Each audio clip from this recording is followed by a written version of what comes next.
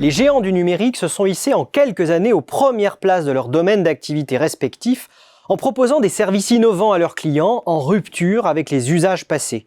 eBay et Le Bon Coin ont bouleversé la consommation, tout comme les plateformes actives dans la livraison de repas, l'hébergement, voire même les professions intellectuelles. Cette révolution repose sur la constitution de communautés virtuelles qui fonctionnent en réseau.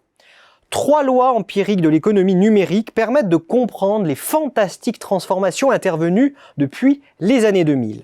La première loi est appelée loi de Moore, du nom de Gordon Moore, alors ingénieur chez Fairchild, puis cofondateur du géant mondial des semi-conducteurs Intel.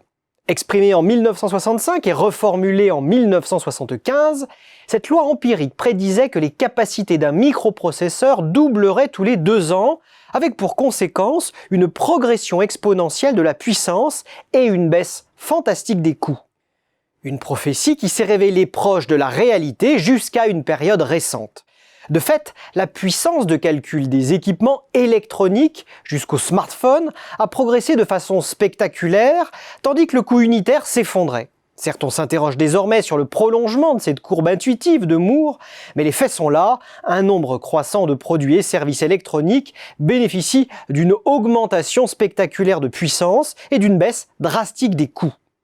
La deuxième loi est appelée loi de Metcalfe, du nom de Robert Metcalfe, fondateur de l'équipementier réseau 3Com. Dès les années 1980, il expliquait que la valeur d'un réseau de télécommunications était proportionnelle au carré du nombre de terminaux connectés. En d'autres termes, plus un réseau ou une plateforme a d'utilisateurs, plus ils ont de la valeur. Votre compte sur un réseau social a d'autant plus d'intérêt que vos proches, vos amis, vos collègues, vos connaissances et les connaissances de vos connaissances y sont également présents. Idem pour une plateforme de livraison de repas dont l'attrait augmente avec le nombre de restaurateurs référencés, de clients et de livreurs. Cette loi de Metcalfe donne un fort avantage initial au premier entrant afin qu'il puisse acquérir une taille significative, créatrice de valeur. Cet effet réseau explique la concentration naturelle de certains services autour d'une poignée d'opérateurs. La troisième loi est appelée loi de Reed, du nom de David Reed, spécialiste des réseaux et pionnier des technologies Internet.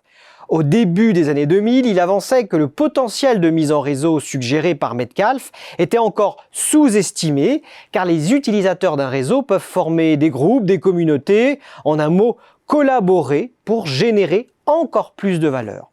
Cette loi est notamment centrale dans la bonne compréhension de toutes les dynamiques collaboratives où cette dimension collective est susceptible de créer de la valeur. Ces dynamiques exponentielles et cumulatives expliquent ce sentiment d'accélération du progrès porté par la transition numérique sur fond de crise sanitaire qui bouleverse les usages. Ces dynamiques consacrent le fonctionnement en réseau ou en plateforme et transforment le jeu concurrentiel en énorme course à la taille. Elles structurent souvent les marchés autour d'une poignée d'opérateurs dominants et elles accélèrent la constitution de firmes géantes qui aboutissent potentiellement à des situations d'abus de position dominante.